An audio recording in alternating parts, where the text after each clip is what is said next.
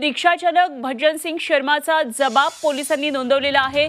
सैफ अली खानवरील हल्ल्या प्रकरणामध्ये एक महत्त्वाची अपडेट बातमी।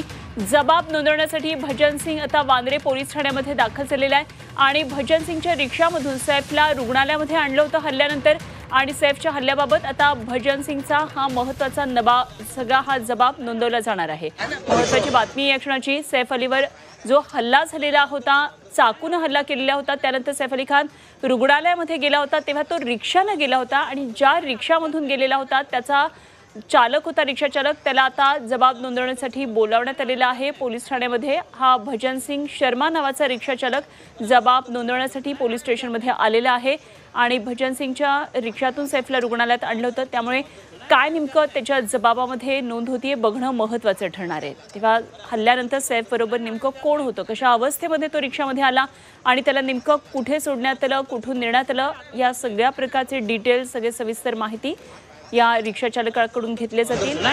भजन सिंग वांद्रे पोलीस ठाण्यामध्ये आता दाखल झालेला आहे आणि त्याच्याकडून ही जबाब नोंदणी सुरू झाली आहे।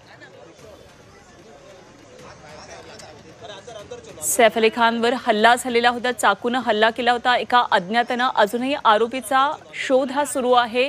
आता या घटनेला जवळपास 50 तासाहून अधिक वेळ झालाय, मात्र तरीही हा आरोपी अजूनही पोलिसांना सापडलेला नाहीये, अजूनही पोलिसांना याबाबत यश आलेलं नाहीये। तेव्हा सध्या वेगवेगळ्या प्रकारे चौकशी सुरू आहे आणि ज्या रिक्षामधून सैफ अली खान हॉस्पिटलमध्ये गेलेला होता त्या रिक्षा चालकाचा आता जबाब नोंदवण्यात येतोय।